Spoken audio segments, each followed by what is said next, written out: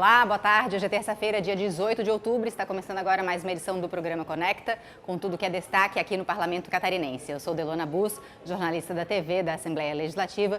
Aqui comigo está meu colega Marcelo Espinosa, da Agência de Notícias do Parlamento. Boa tarde, Marcelo. Olá, Delona. Saudação para quem nos acompanha sempre pela TVAL, na Grande Florianópolis e em Blumenau. Lembrando ainda que também é possível assistir ao nosso programa pelo YouTube da Assembleia Legislativa. E também pela rádio da UDESC, a rádio da Universidade do Estado de Santa Catarina, nas cidades de Florianópolis, Lages e Joinville. E a gente vai falar um pouco agora sobre como vai ficar a formação aqui do Parlamento a partir do ano que vem, com o resultado das últimas eleições. A gente vai ter 16 novos deputados que exercerão um mandato aqui na Assembleia Legislativa pela primeira vez.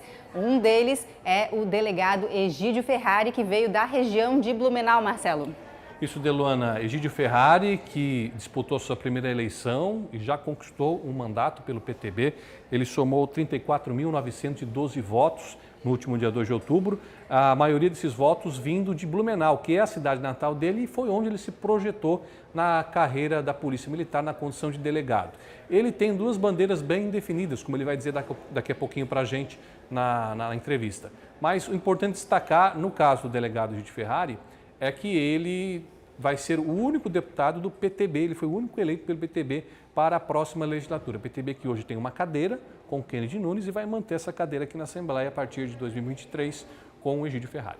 A nossa reportagem conversou com esse futuro deputado aqui da Assembleia Legislativa, que falou sobre a história dele um pouco e também sobre a perspectiva para esse mandato que ele inicia no ano que vem, e também falou sobre as bandeiras dele, que são principalmente a área de segurança e maus tratos aos animais. Acompanhe agora as palavras dele. Sou delegado de polícia aqui em Santa Catarina há 12 anos. Minha lotação foi em Curitibanos, depois vim trabalhar em Gaspar, sou natural de Blumenau. Aí fui delegado regional em Blumenau também, 2008, 2019, e sempre atuando na linha de frente, na investigação, na parte operacional. Então, chefiei as divisões de homicídio, roubo a banco, aquele roubo grande a banco no aeroporto de Blumenau, também ajudei a coordenar ali essas investigações, as apurações. E dali depois, no ano passado, eu fui removido para Brusque. Atualmente estou lotado na comarca de Brusque. A gente foi eleito, uma votação bastante expressiva. Eu fui, inclusive, o deputado mais votado de Blumenau, do município de Blumenau, com quase 23 mil votos dentro da cidade, sem nunca ter concorrido antes a qualquer pleito. Nós temos um projeto que chama Cadeia para Maus Tratos. Esse projeto nacional é liderado por um delegado de polícia em São Paulo. E aí nós fomos identificando os outros delegados no Brasil inteiro, um por estado, para liderar esse projeto. Então isso tomou conta aqui de Santa Catarina há mais ou menos 2 anos para cá. E nisso a gente tem sim discutido a proteção animal, mas principalmente lutado contra os maus tratos praticados aos animais. Então, com projetos de, por exemplo, instalação de delegacias especializadas, de equipes especializadas e toda a questão que envolve também a proteção animal. Então a expectativa é grande e a ideia é justamente conversar com os meus colegas, futuros colegas parlamentares, para que a gente possa sempre juntos fazer essa articulação e levar o melhor para a sociedade. Esse foi então o delegado Egídio Ferrari, que a partir de 2023 deverá ser um dos 40 deputados aqui da Assembleia Legislativa de Santa Catarina.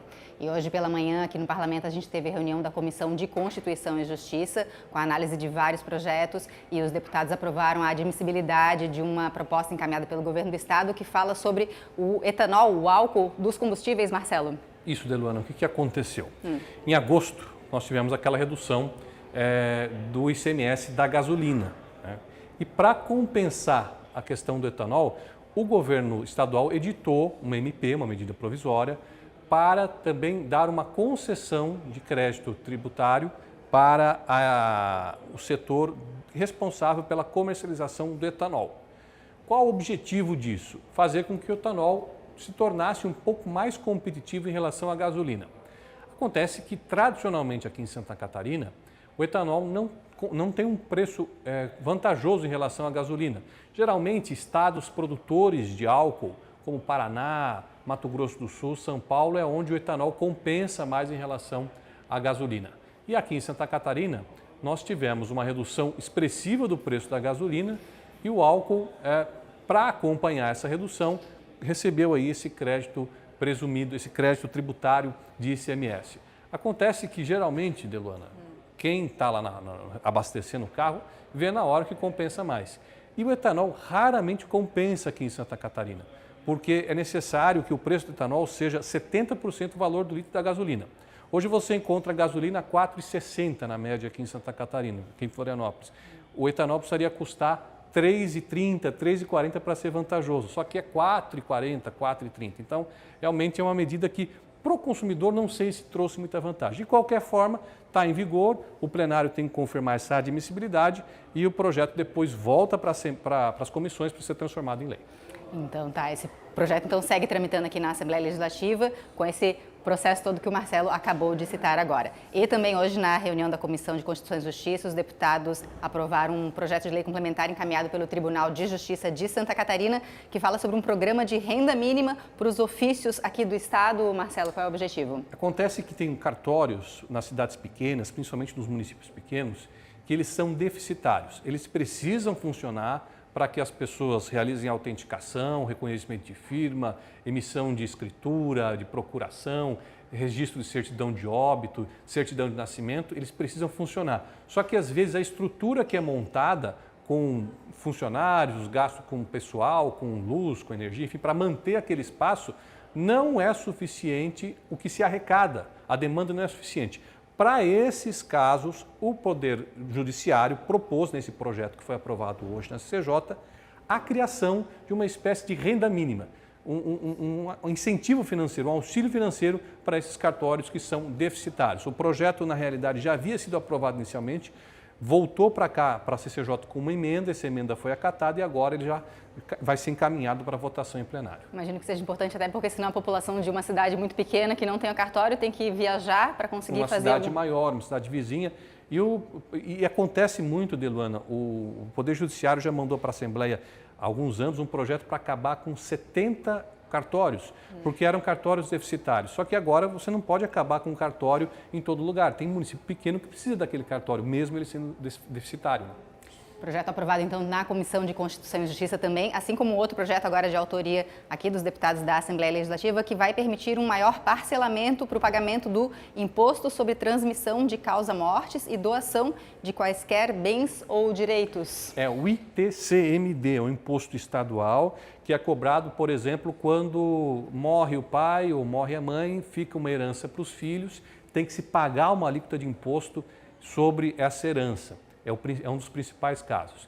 Acontece que, segundo os deputados que propõem esse projeto, o deputado Milton Obos, Bruno Souza e Gessé Lopes, a inadimplência é considerada alta nesse imposto e o prazo de parcelamento menor atrapalha que as pessoas coloquem em dia essas dívidas. Então, o que está sendo proposto nesse projeto?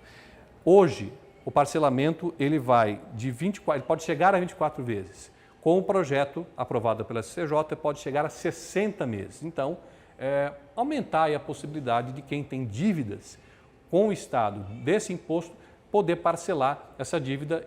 O Estado recupera o que tem para recuperar e a pessoa não fica inadimplente. O projeto agora tem sequência para a Comissão de Finanças e Tributação.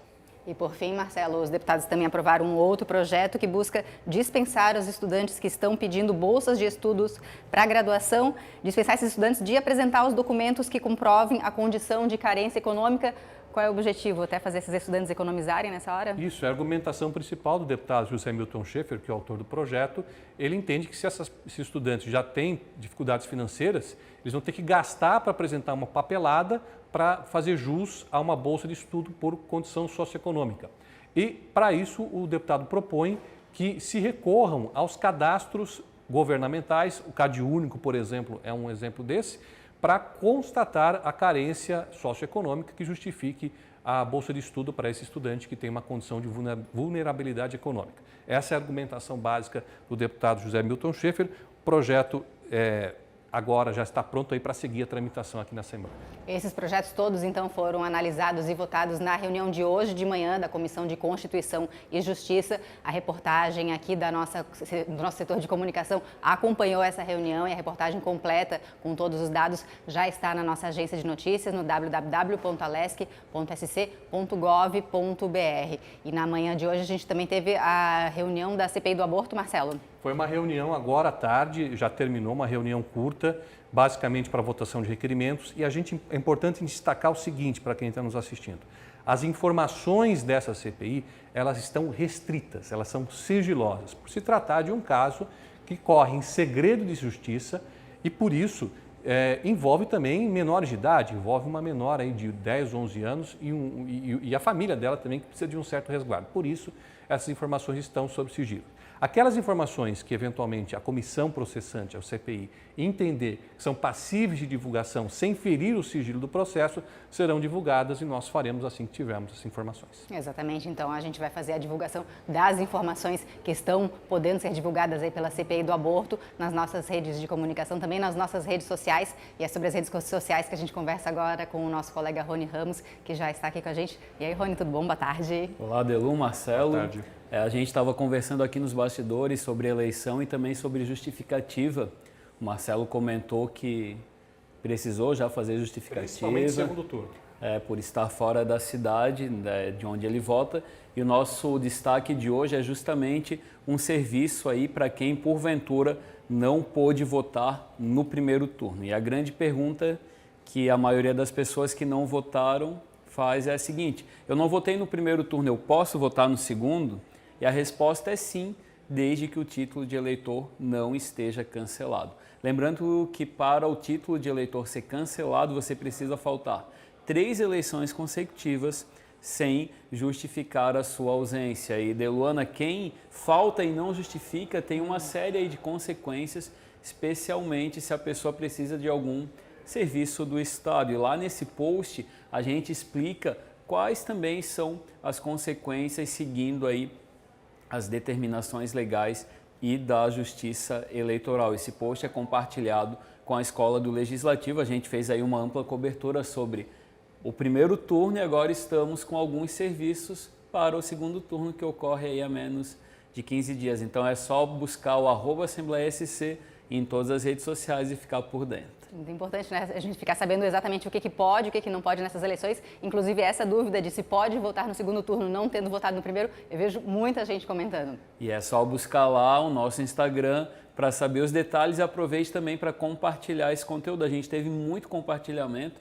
do nosso conteúdo aí em parceria com todos os veículos da casa sobre eleições. A gente está com alguns serviços aí no segundo turno, é só você acessar o @AssembleiaSC para ficar por dentro. Ok, Rony, muito obrigada. Conversamos então com o Rony Ramos, representando as redes sociais aqui do Parlamento. E na tarde de hoje a gente tem sessão aqui, ordinária aqui no plenário, e também nós vamos ter uma reunião da Comissão de Turismo e Meio Ambiente com vários projetos em pauta. Um deles, inclusive, fala sobre o que pode ser feito com animais que sofreram maus tratos, foram apreendidos e, na verdade, o que não pode ser feito. Eles não querem que esses animais sejam devolvidos para os donos que fizeram maus tratos. Marcelo. Isso, é um projeto do deputado Márcio Machado, que é alguém muito ligado também à causa animal aqui na Assembleia. Ele tem 2 projetos na reunião desta tarde, que começa às 5 horas da tarde. E esse projeto que a Deluana falou, basicamente proíbe que o animal seja devolvido para o seu tutor, caso ele tenha sido recolhido em função de uma agressão, um maltrato, né, que ele foi submetido. Uma forma de tentar preservar aí o animal, né? Porque já saiu de uma situação de abuso, de maltrato, ter que voltar para lá não é complicado. Mas tem, por exemplo, outros projetos, outro do deputado Márcio Machado, que cria uma espécie de dia estadual, uma alusão à amizade entre os animais e seus tutores, né, os seus proprietários, que foi aquele caso que ficou conhecido no Brasil inteiro, em maio, o Jesse, que era um viajante, viajava de Fusca pela América, pelo continente americano, sofreu um acidente junto com o seu Golden Retriever, o seu cachorro, o Shurastei, e o deputado propõe a criação desse dia, que é um dia para celebrar a amizade entre animais e seus tutores, entre os animais e os seres humanos. Tem outros projetos também que estão em análise na reunião dessa comissão, que vai ser realizada na tarde de hoje. Um deles, de autoria do deputado Mauro de Nadal, fala sobre o licenciamento de estradas que se encontram em operação, que ele quer facilitar o licenciamento ambiental, Marcelo. E também tem outro projeto nessa mesma área de licenciamento ambiental e fiscalização de barragens, do deputado Nilson Berlanda. São projetos interessantes que visam basicamente desburocratizar esses processos, que muitas vezes são demoram para ser realizados por falta de pessoal ou mesmo por dificuldades burocráticas. Isso aí, inclusive, por vezes, inibe investimentos, causa prejuízos para os investidores. São 2 projetos aí que a comissão vai analisar daqui a pouquinho, às 5 da tarde. Daqui a pouquinho, às 5 da tarde, vai ter transmissão aqui pelo YouTube da Assembleia Legislativa, também pelo canal da TVAL, na TV aberta e na TV fechada, e também com cobertura dos nossos setores de jornalismo, que vão poder acompanhar posteriormente todas as reportagens sobre os resultados dessa reunião. Vamos falar um pouquinho sobre a agenda de amanhã também, quarta-feira, dia 19 de outubro, às 9 horas da manhã a gente vai ter uma reunião da Comissão de Saúde, às 10h30 da manhã a reunião da Comissão de Finanças e Tributação, às 1h30 da tarde reunião da Comissão de Prevenção e Combate às Drogas e às 2 horas da tarde sessão ordinária. E já na quinta-feira, dia 20 de outubro, às 9 horas da manhã, mais uma sessão ordinária. O programa Conecta vai ficando por aqui. Siga a Assembleia nas redes sociais, Facebook, Instagram, Twitter, YouTube, @AssembleiaSC. Lembrando que o Conecta é transmitido sempre antes das sessões ordinárias, nas tardes de terça e quarta-feira e na manhã de quinta-feira. Uma boa tarde.